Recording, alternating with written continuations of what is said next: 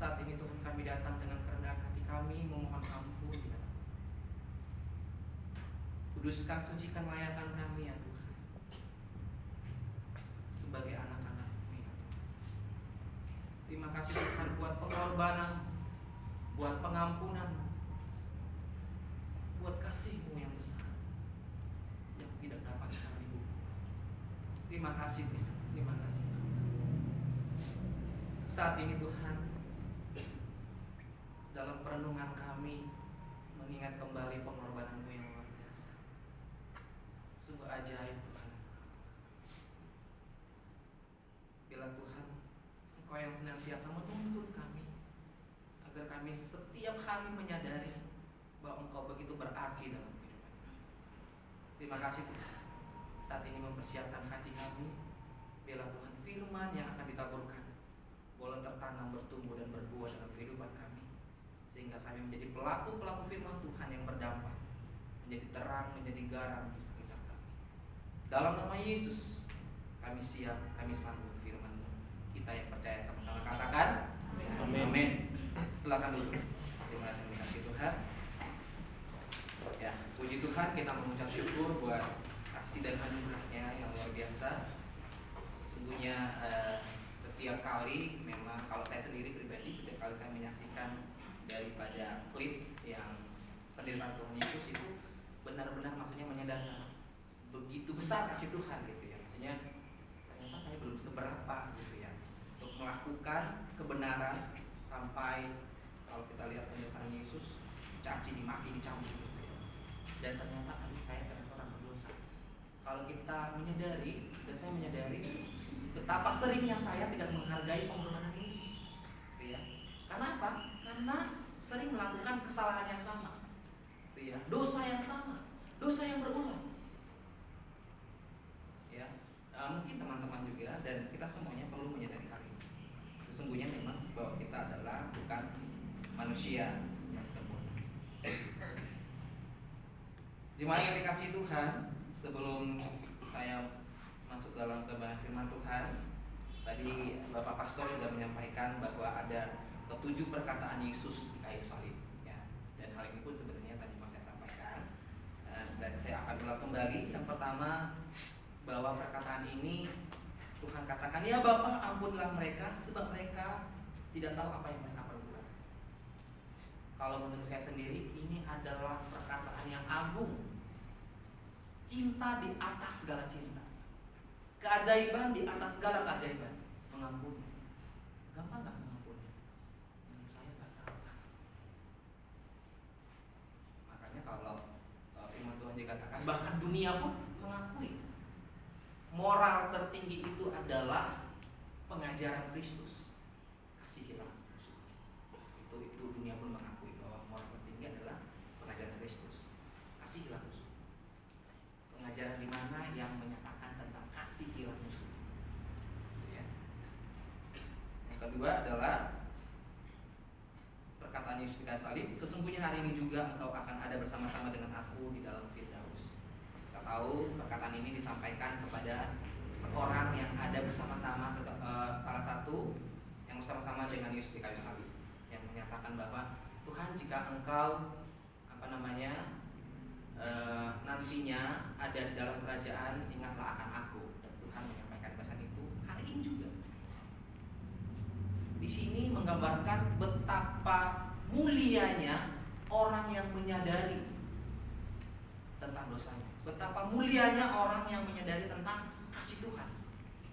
Saya teringat kembali kepada Daud, kisah Daud ya. Maksudnya Daud itu melakukan pelanggaran, melakukan dosa, tapi ketika Nabi Nathan tegur, apa daripada respon Raja Daud? Firman Tuhan katakan dia menanggalkan jubahnya, dia berlutut sampai ke tanah dan meminta ampun sama Tuhan. Jadi dia nggak perlu dalih atau pembenaran, tapi ada penyesalan yang mendalam dan Tuhan memakai Daud dengan luar biasa. Yang ketiga, perkataan Yesus di kayu salib, ibu, inilah anakmu, inilah ibumu. Dan ini juga menyampaikan pesan yang sangat luar biasa. Sesungguhnya kita sebagai anak harus tetap bangga, tetap sadar tetap mau mengakui orang tua kita yang sudah melahirkan kita, membesarkan kita. Gitu ya. Jangan pernah mengutuki orang tua kita dalam hal apapun. Itu kalau orang kami Batak maka itu pantangan besar, gitu ya. Apalagi kalau orang Batak menyampaikan pesan, orang tua adalah Tuhan yang terlihat. Jadi kalau kita tidak taat, tidak tunduk pada orang tua, bagaimana kita bisa taat sama Tuhan? Nah, ada pertanyaan, mana yang apa ya? Yang pernah terjadi, yang sering terjadi? Apakah seorang anak tidak mengakui orang tua atau orang tua tidak mengakui anak? Ya, yang sering terjadi kira-kira.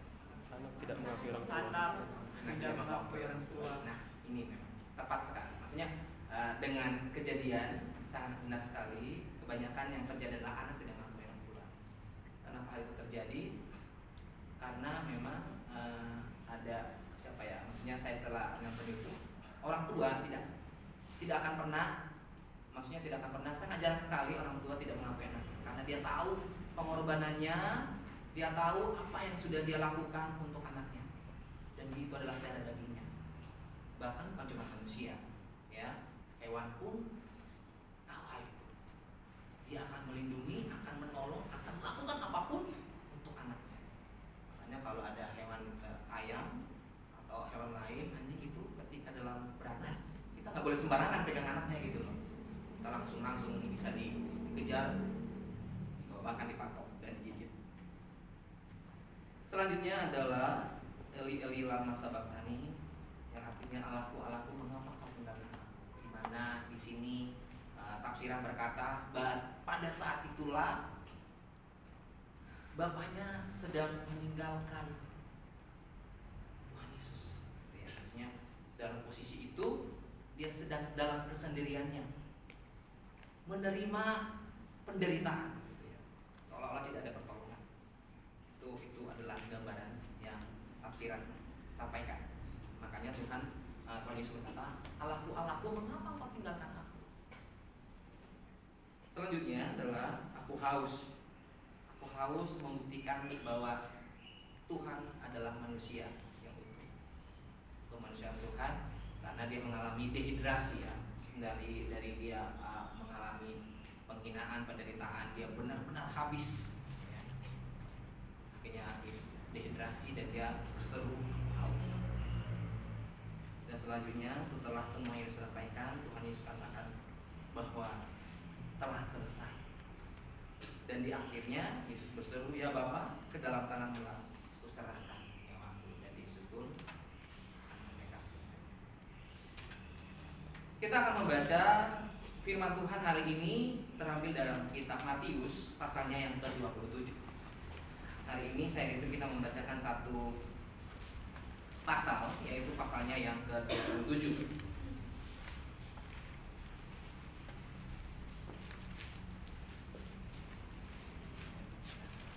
Matius pasalnya yang ke-27 ayat yang pertama sampai ayatnya yang ke-66. Ya, cukup panjang pembacaan kita. Sekaligus juga kita bisa membaca, merenungkan, memahami perjalanan yang dilalui oleh Tuhan Yesus.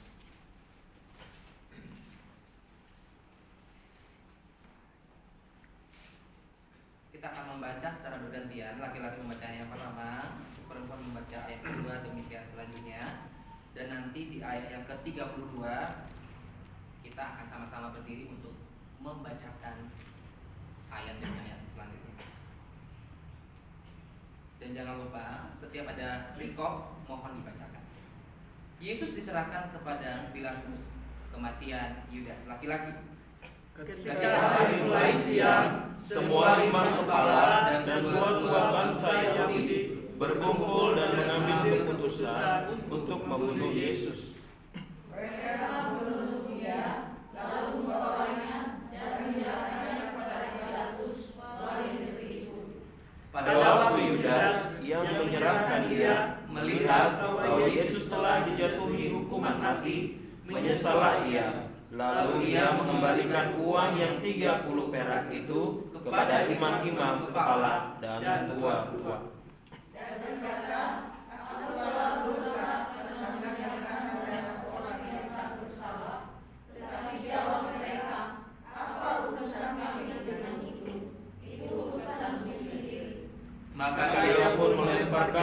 perak itu ke dalam bait suci, lalu pergi dari situ dan menggantung diri.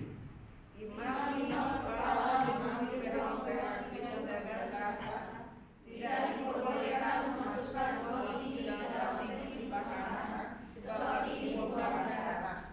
Sesudah berunding, mereka membeli dengan uang itu tanah yang disebut tanah tukang periuk untuk dijadikan tempat kuburan orang asing. Itulah sebabnya tanah itu sampai pada hari ini disebut tanah darah. Dengan demikian, genaplah firman yang disampaikan oleh Nabi Yeremia. Mereka menerima 30 uang perak, yaitu harga yang ditetapkan untuk seorang menurut penilaian yang berlaku di antara orang Israel. Dan mereka memberikan uang itu untuk tanah tukang periuk, seperti yang dipesankan Tuhan kepadaku. Yesus di hadapan Pilatus. Lalu Yesus dihadapkan kepada wali negeri, dan wali negeri bertanya kepadanya, "Engkaulah raja orang Yahudi?" Jawab Yesus, "Engkau sendiri mengatakannya." Tetapi atas tuduhan yang diajukan imam-imam kepala dan tua-tua terhadap ia tidak memberi jawab apapun. Maka kata Pilatus kepadanya, "Tidakkah engkau dengar betapa banyaknya tuduhan saksi-saksi ini terhadap engkau?" Tetapi ia tidak menjawab suatu kata pun, sehingga wali negeri itu sangat heran. Telah menjadi kebiasaan bagi wali negeri untuk membebaskan satu orang hukuman pada tiap-tiap hari raya itu atas pilihan orang banyak. Dan pada waktu itu ada dalam penjara seorang yang terkenal kejahatannya yang bernama Yesus Barabas. Karena mereka sudah berkumpul di sana, Pilatus berkata kepada mereka, "Siapa yang kamu kehendaki kubebaskan bagimu, Yesus Barabas atau Yesus yang disebut Kristus?" Ia memang mengetahui bahwa mereka telah menyerahkan Yesus karena dengki. Ketika Pilatus sedang duduk di kursi pengadilan, istrinya mengirim pesan kepadanya, "Jangan engkau mencampuri perkara orang benar itu, sebab oleh dia aku sangat menderita dalam mimpi tadi malam." Tetapi oleh sasaran imam-imam kepala dan tua-tua, orang banyak bertekad untuk meminta supaya Barabas dibebaskan dan Yesus dihukum mati. Wali negeri menjawab dan berkata kepada mereka, "Siapa di antara kedua orang itu yang kamu kehendaki kubebaskan bagimu?" Kata mereka, "Barabas." Kata Pilatus kepada mereka, "Jika begitu, apakah yang harus kuperbuat dengan Yesus yang disebut Kristus?" Mereka semua berseru, "Ia harus disalibkan." Katanya, "Tetapi kejahatan apakah yang telah dilakukannya?" Namun mereka makin keras berteriak, "Ia harus disalibkan." Ketika Pilatus melihat bahwa segala usaha akan sia-sia, maka sudah mulai timbul kekacauan, ia mengambil air dan membasuh tangannya di hadapan orang-orangnya dan berkata, "Aku tidak bersalah terhadap darah orang ini, itu urusan kamu sendiri." Dan seluruh rakyat itu menjawab, "Biarlah darahnya ditanggungkan atas kami dan atas anak-anak kami." Lalu ia membebaskan Barabas bagi mereka, tetapi Yesus disusahkan, lalu diserahkannya untuk disalibkan. Yesus diolok-olokkan. Kemudian serdadu-serdadu wali negeri membawa Yesus ke gedung pengadilan, lalu memanggil seluruh pasukan berkumpul mengelilingi Yesus. Mereka menenangkan kayanya dan mengenakan jubahmu padanya. Mereka mengambil sebuah mahkota duri Dan menaruhnya di atas kepalanya, lalu memberikan dia sebatang bulu di tangan kanannya. Kemudian mereka berlutut di hadapannya dan mengolok-olokkan dia, katanya, "Salam, hai Raja orang Yahudi." Mereka merendahinya dan mengambil bulu itu dan memukulkannya ke kepalanya. Sesudah mengolok-olokkan dia, mereka menanggalkan jubah itu daripadanya dan mengenakan pula pakaiannya kepadanya. Kemudian mereka membawa dia keluar untuk disalibkan. Mari kita sama-sama bangkit berdiri untuk membacakan pembacaan kita selanjutnya. Yang perempuan. Yesus disalibkan. Ketika mereka berjalan keluar kota, mereka berjumpa dengan seorang dari Kirene yang bernama Simon. Orang itu mereka paksa untuk menyalib Yesus. Maka sampailah mereka di suatu tempat yang bernama Golgota, artinya tempat tengkorak.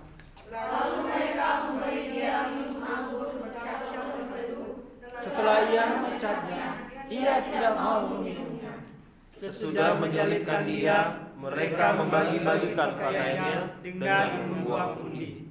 Lalu mereka duduk di situ menjaga dia. Dan di atas kepalanya terpasang tulisan yang menyebut alasan mengapa ia dihukum. Inilah Yesus, Raja orang Yahudi. Bersama dengan dia disalibkan dua orang penyamun, seorang di sebelah kanan dan seorang di sebelah kirinya. Orang-orang yang lewat di sana menghujat dia dan sambil menggelengkan kepala. Mereka berkata, "Hai engkau yang mau merubuhkan bait suci dan mau membangunnya kembali dalam 3 hari, selamatkanlah dirimu jika engkau anak Allah, turunlah dari salib itu."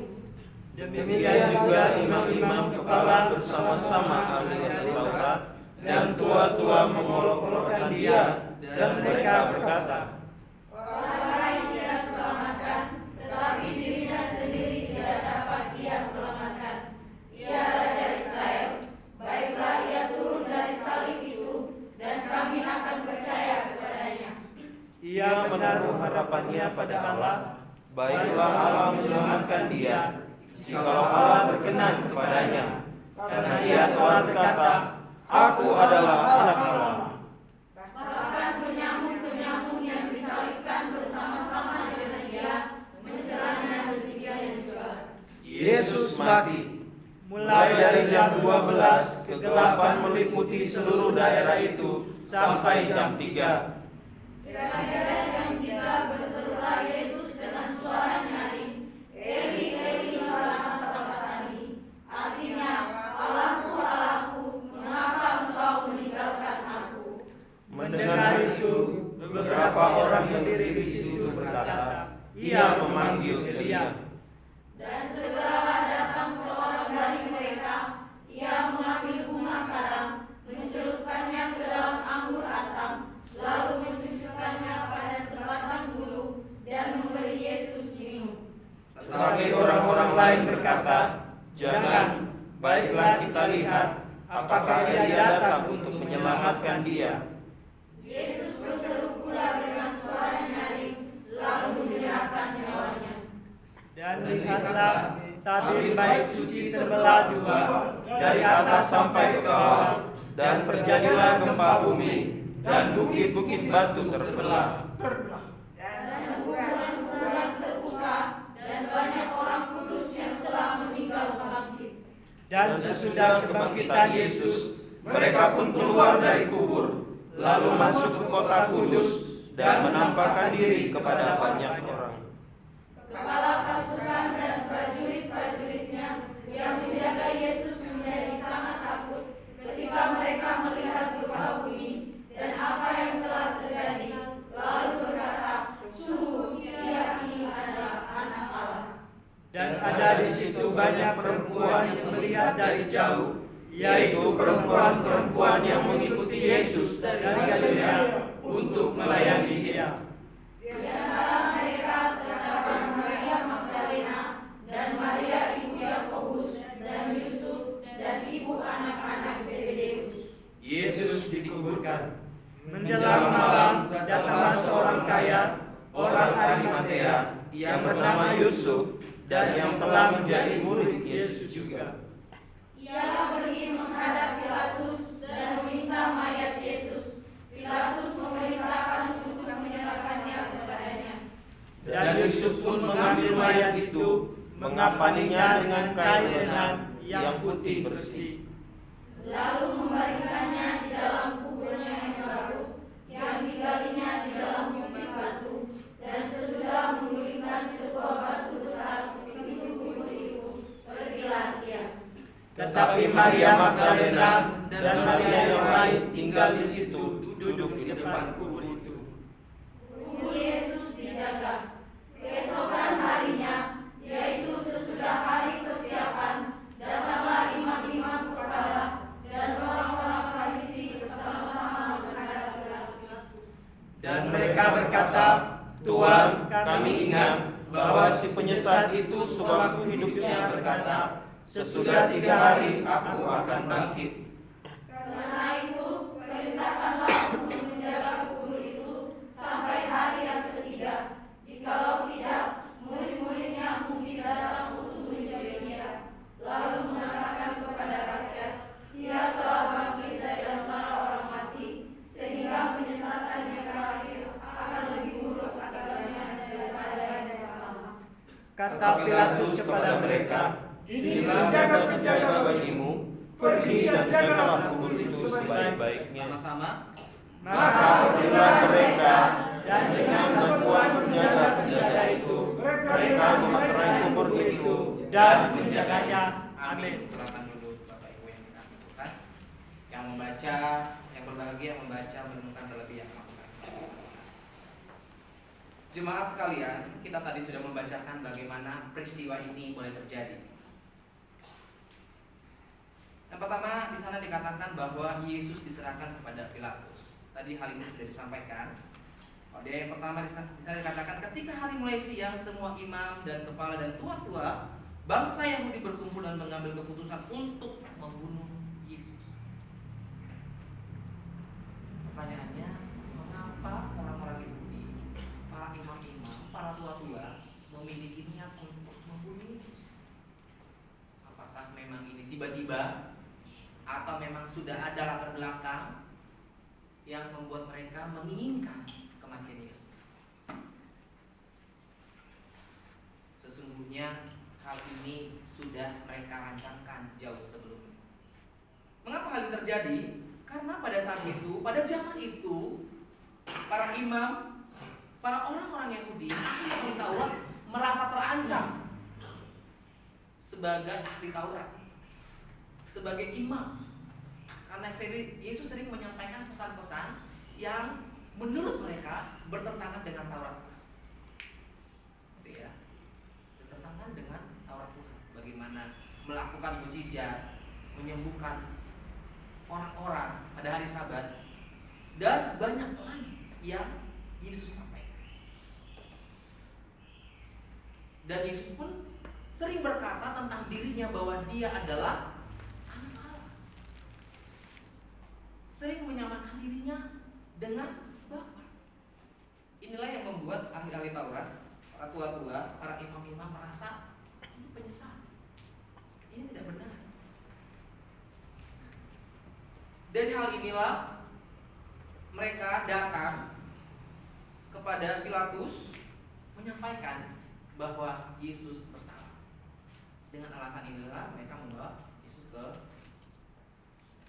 Pilatus. Dan di sana kalau kita bisa lihat tadi pembacaan di sana bahwa sesungguhnya Yesus itu diperhadapkan dan disampaikan pesan bahwa Yesus harus dihukum mati atau dibunuh. Dalam pembacaan perikop ini di sana sebelumnya juga telah terjadi pengkhianatan salah satu murid Tuhan Yesus, yaitu Yudas Iskariot. Bagaimana kalau kita sudah tahu ceritanya, Yudas Iskariot ini mengkhianati Tuhan Yesus. Firman Tuhan berkata pada saat itu Yudas menjual Yesus 30 kopiah perak. Ya. Dan yang paling sakral itu ketika Yudas Iskariot bersama dengan rombongannya menjumpai Tuhan Yesus, tapi Yudas Iskariot sudah menyampaikan pesan, nanti siapa yang saya cium, dialah orang yang harus kalian tangkap. Pada saat itulah Yudas Iskariot memeluk dan mencium Yesus. Dan inilah adalah salah satu bukti pengkhianatan. Gitu ya. Makanya kalau orang sebut bilang ini ciuman Yudas gitu ya.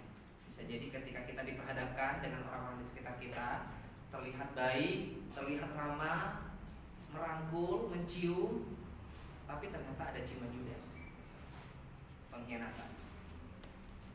Nah, hal ini yang terjadi pada peristiwa ini. bagaimana ketika Yudas melakukan niatnya ini, lalu Yudas menyesal.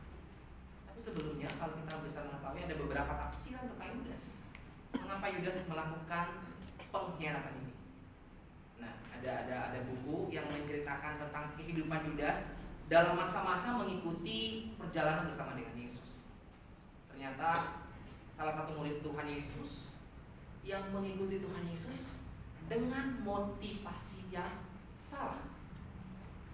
Yudas Iskariot ini dalam mengikuti Tuhan, Yudas Iskariot ini memiliki peran penting dalam organisasi, dalam perkumpulan, gitu ya. Dia adalah bendahara umum. Nah, ternyata dalam buku itu menjelaskan Yudas selama ini mengikuti Yesus bukan karena ketulusan hatinya melihat Yesus sebagai juru selamat yang perlu dibanggakan. Tapi Yudas Iskariot melihat sebuah peluang ketika nanti Tuhan menjadi raja atas Israel. Yang dalam buku itu dijelaskan bahwa ini Yudas melihat ada peluang ketika Yesus nanti sebagai raja atas Israel, saya akan menjadi bendahara umum di istana, di kerajaan, gitu ya. Akan pemeran penting dalam mengatur keuangan ke kerajaan. Itu yang Yudas Iskariot lihat. Dan itu terlihat bagaimana peristiwa ini sering terjadi kalau Yudas sudah melihat ternyata Tuhan akan melakukan suatu hal yang spektakuler dalam keadaan darurat. Itu biasanya sering terjadi ya.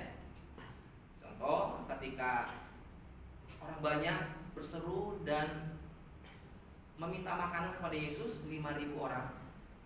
Lalu Yesus melakukan misinya dengan 5 roti dan 2 ikan. Ketika ada orang sakit, orang lumpuh, orang buta, orang tuli, dalam keadaan seperti itu Tuhan melakukan mujizatnya. Bahkan ada satu peristiwa ketika Yesus mau ditangkap, ketika Yesus mau dibunuh, mau dihakimi, dalam sebuah tempat Yesus tiba-tiba hilang. Jadi Yudas Iskariot melihat peluang ini. Oh, berarti ini dia tidak mau terlalu lama dalam pergumulan dirinya untuk mengikuti Yesus.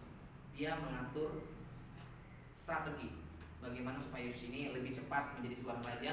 Dia harus memperhadapkan supaya Yesus ini ditangkap dan akan diadili. Dan pada saat itulah harapan Yudas Iskariot, Tuhan akan mengeluarkan kuasanya, gitu ya. Kalau zaman sekarang, kalau film-film akan mengeluarkan jurusnya, gitu ya kan. Ketika dalam keadaan terdesak, langsung sap gitu, langsung mengeluarkan jurusnya dan dia akan tampil menjadi pemenang. Itu menjadi harapan Yesus Iskariot. Saya harus ngatur strategi supaya Yesus ini mengeluarkan powernya, kekuatannya, kuasanya. Kalau seperti ini terus dia akan slow motion, gitu ya kan. Perannya akan slow motion sana kemari. Itulah harapan Yudas Iskariot. Dan ternyata setelah hal itu dilakukan, Yesus tetap merendahkan hati. Yesus sampai ditangkap pun, dihina pun, dipukuli pun, ternyata tidak ada pergerakan. Tidak ada sesuatu hal yang spektakuler yang Yudas Iskariot lihat. Dan pada akhirnya dia menyesal. Jadi penyesalan di dalam kitab ini ada beberapa tafsiran. Ada yang mengatakan bahwa ternyata Yudas Iskariot menyesal menjual Yesus, gitu ya. Dia menyesal, aduh, kenapa saya berdosa, kenapa saya mengkhianati Tuhan Yesus. Saya adalah orang berdosa, saya tidak layak lagi sebagai murid. Akhirnya dia menyesal dan mengakhiri hidupnya. Itu tafsiran yang pertama. Tapi ada tafsiran berkata bahwa Yudas Iskariot itu menyesal bukan karena dia menjual Yesus, tapi dia berpikir dia menyesal, mengapa saya selama ini tertipu dan mengikut Yesus sampai sejauh ini. Dia berpikir bahwa sia-sia saya mengikut Yesus. Ternyata dia tidak seperti yang saya pikirkan, tidak seperti yang saya inginkan, tidak seperti yang saya mau. Akhirnya dia menyesal. Sudah, maksudnya perjuangan saya dalam mengikuti Yesus telah sia-sia. Ada lagi gunanya saya hidup. Saya sudah tidak diterima di dalam kalangan Tuhan Yesus, dan saya pun nantinya tidak akan diterima di kalangan di luar Yesus. Ya, tidak akan diakui. Akhirnya dia mengakhiri hidup. Dan pada intinya Yudas Iskariot ini sesungguhnya hal yang tidak baik untuk diteladani. Baik tadi tafsiran yang pertama maupun tafsiran yang kedua. Bapak Ibu Saudara yang sekalian, terkadang hidup kita juga pernah mengalami yang seperti itu, gitu ya. Mengikuti seseorang, setia pada seseorang, dan menyatakan menyesal. Aku menyesal mengenal. Aku menyesal berjumpa denganmu. Gitu ya. Selama sekian lama menikmati hidup bersama, setelah sekian lama menikmati masa-masa indah, dan ternyata ada kata menyesal. Itu sering sekali curhatan daripada anak-anak muda ya. Sia-sia waktu saya selama ini, sia-sia hubungan kita selama ini, sia-sia saya berteman dengan kamu. Karena sesungguhnya biasanya orang yang sangat rentan menyakiti kita adalah orang yang paling dekat dengan kita. Ya, itu peringatan kita. Jadi saya punya prinsip ketika saya berteman sekedarnya. Jadi ada hal-hal yang perlu kita sampaikan, ada hal-hal yang perlu kita bicarakan bersama, tapi ada hal-hal yang perlu kita rahasiakan. Jangan sampai ketika kita retak, ya udah buang gitu ya kan. Semua rahasia umum selesai sudah. Nah, firman Tuhan bagaimana menceritakan bagaimana Yudas Iskariot mengakhiri hidupnya dan menentukan ini. Dan ini adalah tindakan yang tidak baik tentunya dalam mengikuti Kristus. Kita juga perlu belajar saat ini kita harus bertobat ketika kita sering mengungkapkan kata-kata sumpah serapah tentang diri kita. Gitu ya. Menghakimi diri kita, aduh saya gak ada gunanya hidup lagi, aduh saya sudah tidak bisa ngapa-ngapain lagi. Ya udah lebih baik saya mati aja deh. Gitu. Itu pernah nggak terjadi? Pernah. Lebih baik saya mati. Apakah hal itu baik? Tentunya tidak. Ya. Jangan pernah sekalipun berniat untuk mengakhiri hidup dengan bunuh diri. Beberapa anak yang saya konseling itu sering terjadi, maksudnya apakah kamu pernah berniat untuk bunuh diri? Ternyata pernah. Ada yang pernah kelilit utang, kelilit pinjol gitu ya kan.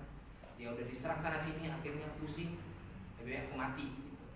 Ada yang merasa ada yang mengalami kepahitan, lebih baik saya mati. Ada yang mengalami kekecewaan, ada yang merasa tidak dianggap, ada yang merasa bahwa hidupnya hampa dan ingin mengakhiri hidup. Bapak Ibu sekalian, dari hal ini mari kita belajar bahwa tangan Tuhan senantiasa terulur kepada setiap orang yang meminta tolong. Tuhan tidak pernah berkata, enggak kamu sering banget menyesal terus datang, ampuni, tapi ulang lagi. Tuhan tidak pernah berkata. Tapi kapanpun, dimanapun, seperti apapun keadaan kita, ketika kita datang sama Tuhan, Tuhan akan menyambut kita. Selanjutnya adalah Yesus di hadapan Pilatus. Tadi yang sudah disampaikan bagaimana Yesus telah diperhadapkan di hadapan Pilatus dan disampaikan bahwa Yesus akan dihukum mati, disalibkan. Di sini di ayat ke-12 bisa dikatakan, tetapi atas tuduhan yang diajukan imam-imam, kepala dan tua-tua terhadap dia, ia tidak memberi jawab apapun. Artinya apa? Tuhan tidak memberikan pembelaan dari diri. Dia tetap berdoa, dia tetap rendah hati bahwa Tuhan tahu visi dan misi yang akan dia lakukan. Nah, seperti yang saya katakan tadi, hal ini, tuduhan ini adalah tuduhan-tuduhan yang memberikan bukti bahwa Yesus bersalah. Ya, tadi yang saya sampaikan, Yesus sering menyamakan dirinya dengan Allah. Yesus sering memperkatakan tentang Taurat. Yesus sering melakukan mujizat. Jadi pada saat itu para ahli Taurat, orang-orang Farisi, orang-orang Saduki kalah power pada zaman itu. Yesus sebagai sentral yang senantiasa orang melihat ada Tuhan Yesus. Di mana Tuhan Yesus, di situ ada kerumunan, di situ ada keramaian. Jadi ahli Taurat ini mengikuti Yesus bukan karena mengenal Tuhan Yesus. Pernah saya sampaikan, banyak alasan orang mengikuti Tuhan Yesus. Ya, salah satunya ya tadi Yudas Iskariot itu mengikuti Yesus bukan karena dengan tulus, bukan karena pengen melihat kemuliaan, tapi ada niat yang lain. Dan demikian juga dalam Alkitab banyak orang mengikuti Yesus. Ada yang mengikuti Yesus karena pengen dapat mujizat, karena pengen dapat makan. Tapi memang ada yang benar-benar haus akan kebenaran. paling parah adalah ahli Taurat, orang-orang Farisi, para imam mengikut Yesus. Kemana Yesus pergi dia ikut untuk mencari-cari kesalahan. Kalau zaman sekarang pengikutnya biasanya kepo gitu ya, ngepoin orang. Mengepoin orang untuk apa? Kapan dia jatuh gitu ya, kapan dimana dia letak kesalahannya, saya akan serta. Ya, itu tipikal ahli Taurat zaman sekarang gitu ya, yang suka kepo. Nah Bapak Ibu yang dikasih Tuhan, itulah yang terjadi dalam kehidupan Yesus. Dan next, dalam pembacaan selanjutnya, bagaimana Yesus diperhadapkan dalam sebuah voting. Ya, Yesus Pilatus menyampaikan pesan pada saat itu, maksudnya akan ada salah satu orang jahat yang akan diselamatkan. Dan biasanya itu akan mendengarkan suara terbanyak, siapa yang akan dihukum atau siapa yang akan diselamatkan. Dan ternyata di dalam peristiwa ini tidak menjanjikan yang banyak pengikut, yang super power, yang hebat, yang akan menang dalam voting. Gitu ya. Yang hidup dalam kebenaran seperti yang tadi kita lihat, yang akan menang. Alasannya kenapa? Itu tadi. Ternyata orang mengikuti kita itu belum tentu adalah orang-orang followers, gitu ya. Orang-orang yang mencintai kita. Jadi makanya dalam pikirku, maksudnya kita harus hati-hati. Walaupun orang terlihat baik, terlihat ramah, tapi kita tetap harus hati-hati. Apakah dia sungguh-sungguh orang yang memihak atau orang yang sedang mencari-cari kesalahan? Itulah sebabnya ketika dalam voting Tuhan Yesus pun kalah voting dengan siapa? Yesus Barabas yang bernama Barabas. Ya, ini sering dibuat sebuah ilustrasi. Ternyata pengikut tidak menentukan bahwa kita akan menang dalam sebuah voting. Ya. Kalau kita lihat sebenarnya Tuhan ini dimanapun, kapanpun tidak pernah dalam kesepian. Maksudnya sepi, selalu banyak pengunjung, selalu banyak dalam keramaian, dan dimanapun dia berada sangat-sangat terkenal. Tapi anehnya adalah yang sering mengalami mujizat adalah orang yang di luar daripada yang mengikuti dia. Contoh maksudnya adalah orang yang buta, terus perempuan sundal yang dari jauh dia percaya, atau orang-orang Samaria yang notabene bertentangan dengan ajaran. Jadi sebenarnya orang Israel ini sudah terbagi atas dua bagian, ya, ada kerajaan utara dan kerajaan selatan. Mereka itu memiliki doktrin yang berbeda. Yang satu masih mengikuti leluhur, dan yang satunya sudah kawin campur yang Tuhan tidak kehendaki sebelumnya. Yaitu adalah orang-orang Samaria. Orang-orang Samaria ini menurut ukuran orang Israel, mereka ini adalah orang yang bercela karena mereka sudah kawin campur. Jadi tidak layak lagi disebut adalah orang-orang Israel. Nah selanjutnya dalam pembacaan ini, setelah hal itu terjadi, firman Tuhan katakan Yesus pun diperhadapkan, dan Yesus pun kalah, dan Yesus pun disesat, dibawa, diolok-olok, dihina, segala macam penghinaan, segala macam hal-hal yang tidak baik diperlakukan kepada Tuhan. Ini adalah hal-hal yang sangat-sangat mengerikan. Dan sampai Tuhan pun mendapatkan mahkota duri. Jadi penderitaan Tuhan ini adalah penderitaan yang sangat menyakitkan. Ya, makanya saya bilang maksudnya tidak terbayangkan penderitaan yang dialami. Maksudnya kayak gitu, dalam kondisi seperti itu menahan rasa sakit, dicambuk, dalam kehausan, dalam segala-galanya gitu ya. Maksudnya kita ketusuk duri pun 5 menit di tangan kita kayaknya sakit banget, kita nggak bisa ngapain-ngapain, kayaknya menjerit gitu ya. Apalagi kalau sampai sudah dipaku, sampai tergelantung, sampai seperti apa, terus ditusuk, dikasih asam, itu benar-benar penderitaan yang luar biasa. Dan Tuhan Yesus pun diberikan mahkota duri. Mahkota duri ini adalah mahkota yang terbuat dari tanaman yang berduri. Di Israel itu ada tanaman yang berduri, dan bukan hanya sekedar duri, durinya itu sangat tajam seperti jarum dan beracun. Ya, kalau kita bisa melihat di eksegesis, ternyata mahkota duri itu terbuat dari salah satu semak duri, salah satu pohon yang beracun. Beracun artinya adalah ketika itu tertancap di tangan kita, di tubuh kita, itu akan perih dan membuat kita menjadi pegal, gitu ya, sakit. ketika pun dicabut itu masih berasa. Artinya apa? Karena sudah masuk racun. Bayangkan kali ini mahkota duri yang dibuat dan ditancapkan di kepala Tuhan Yesus, dan itu bukan hanya sekedar ditancapkan tapi ditekan sampai mengeluarkan darah. Penderitaan yang luar biasa. Next, selanjutnya Yesus disalibkan. Dan dalam penyaliban itu di sana terjadi seperti yang disampaikan tadi. Inilah Yesus, Raja orang Yahudi. Ketika dia disalibkan, ada sebuah papan yang menunjukkan bahwa Yesus adalah Raja orang Yahudi.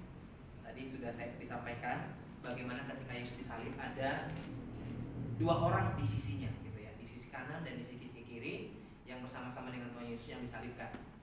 Itu adalah orang-orang penyamun. Penyamun adalah orang-orang yang penyamun ini disebut orang jahat, ya, perampok, penjara, yang kalau zaman sekarang itu namanya begal, ya, maksudnya orang yang suka mencuri, merampok, memeras, dan itulah yang Pemerkosa. Nah, pemerkosa gitu ya. Kejahatan yang banyak dilakukan, itulah bisa mengangkat penyamun yang disalibkan bersama Tuhan Yesus. Dan yang satu memang menyadari, ya saya dihukum karena memang ini setimpal dengan perbuatan saya. Karena saya memang orang jahat. Gitu. Dia merasa bahwa hidupnya setimpal dengan apa yang dia terima. Dia berbuat jahat dan dia dihukum. Pelacur. Ya, pelacur. Laki-laki. Kalau yang disebut laki-laki. Tetapi ada seorang yang berkata, Tuhan, jika engkau anak Allah, dikatakan di sana, ingatlah akan aku jika engkau sudah nantinya ada di taman di Firdaus bersama dengan Bapa. Tapi Tuhan Yesus memberikan respon pada saat itu, hari ini juga engkau ada bersama-sama dengan aku di taman Firdaus. Ini adalah hal yang spektakuler, ya. Tapi ada doktrin yang berkata, wah, kalau gitu kita bisa dong berbuat dosa sebebas-bebasnya, melakukan kejahatan sebebas-bebasnya. Ketika nanti kita di akhir hidup, detik-detik terakhir baru kita ingat Tuhan Yesus. Ya. Kalau kita sudah mau mati, baru Tuhan ampuni aku orang berdosa. Bukan. Kira-kira Tuhan ampuni kan? Tuhan ampuni. Tapi pertanyaannya, apakah kita tahu kapan Tuhan memanggil kita? Ya. Apakah kita tahu di saat seperti apa kita akan meninggal? Apakah kita tahu nantinya, apakah ada kesempatan kita berseru kepada Tuhan dalam penyesalan? Nah, ini adalah menurut saya adalah doktrin yang salah, yang tidak bisa kita ikuti. Ya, jangan diikuti. Jangan merasa bahwa oh yaudahlah biasanya kan kayak gitu kan. Kalau anak muda, kalau saya waktu dulu di kampung sering itu konseling, maksudnya berbicara, kamu nggak boleh kayak gitu, bertobat. Ya udahlah, masih muda, nikmatin aja, kayak gitu kan. Masih panjang kok perjalanan, nantilah kalau udah tua baru bertobat. Ini sebenarnya konsep yang salah. Jangan sampai kalau kita sudah tua, sudah nggak bisa ngapa-ngapain baru bertobat. Makanya kalau dalam dunia perkuliahan, dosen penginjilan selalu mengingatkan kepada kami waktu itu, disampaikan, kalian harus menginjili anak-anak yang kecil, anak-anak sekolah minggu, tanamkan doktrin, tanamkan kebenaran. Ketika kamu menyelamatkan satu jiwa anak kecil, itu dampaknya luar biasa, gitu ya. Karena dia masih perannya sangat banyak dan waktunya juga masih banyak. Beda ketika kamu menyelamatkan orang yang sudah yang sudah di rumah sakit. Bukan berarti kita tidak boleh menyelamatkan, tapi maksudnya ketika kita sudah menyelamatkan orang yang sudah sakit-sakitan dan dia bertobat, potensinya untuk memberitakan Injil sangat sedikit. Itu waktu dulu doktrin daripada penginjilan. Tapi memang sangat. Nah, Bapak Ibu yang dikasih Tuhan, bagaimana firman Tuhan hari ini menyampaikan kepada kita bagaimana penderitaan Tuhan Yesus yang dialami dan boleh menyadarkan kita. Aplikasinya dalam kehidupan kita, mari kita melihat diri kita dalam membela kebenaran, dalam memberitakan Injil, dalam menyampaikan pesan Tuhan kepada orang di sekitar kita. Sudah sejauh apa dan apa yang kita dapatkan? Penderitaan apa yang sudah kita alami? Apakah kita sudah sampai diludahi? Apakah kita sudah sampai dicambuk? Atau hanya cuma sekedar ditolak? Maaf, kayak gitu kan. Kalau penginjilan yang saya pernah alami, maksudnya kalau kita menginjili, kayaknya saya tidak pernah sampai ditendang atau diludahi atau dilempar. Paling masih santun, maaf ya Pak, Saya tidak mau mendengarkan cerita Bapak. Maaf ya Mas, saya lagi sibuk. Maksudnya masih ada penolakan yang beretika. Sesungguhnya kita jangan sampai menyerah. Ketika kita ditolak, ketika kita di apapun yang terjadi, nanti kita tetap membara dalam memberitakan Injil. Jangan sampai ada sebuah ilustrasi. Ada dua sahabat. Yang satunya sahabatnya ini adalah orang yang takut akan Tuhan. Tapi yang satunya adalah orang yang tidak mengenal Tuhan. Gitu ya. Tidak mengenal Tuhan. Tetapi sahabatnya yang tidak mengenal Tuhan ini selalu berkata kepada sahabatnya, "Kamu kemana sih setiap hari Sabtu? Kamu kemana sih setiap hari Minggu? Ajak dong saya." Gitu ya kan? Tapi sahabatnya yang mengenal Tuhan ini bilang, "Udah, kamu gak usah ikut deh. Saya ke gereja kok." Dia bilang kayak gitu. "Kamu gak usah ikut." Intinya selalu menolak ketika sahabatnya ini meminta untuk ikut bersama dia beribadah. Singkat cerita, ternyata sahabatnya ini meninggal, gitu ya.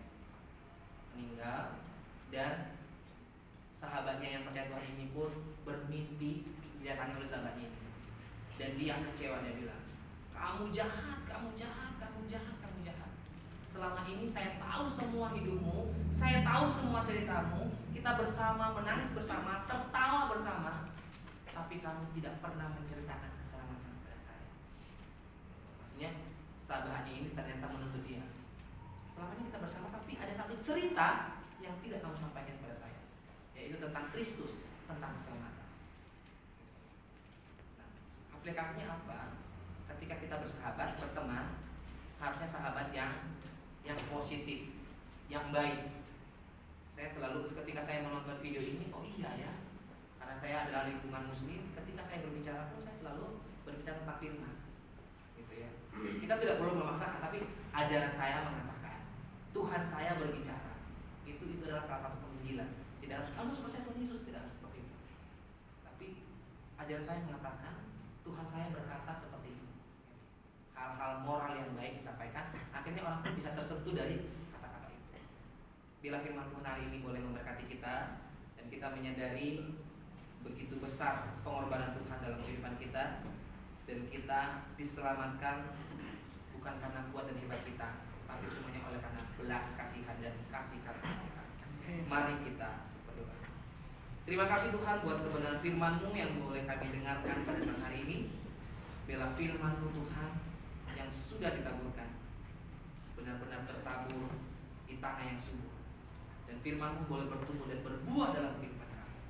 Hamba-Mu sudah selesai berbicara, tapi Roh-Mu yang kudus senantiasa menuntun kami, menolong kami, mengajari kami, sehingga hidup kami senantiasa hari demi hari dalam nama Tuhan Yesus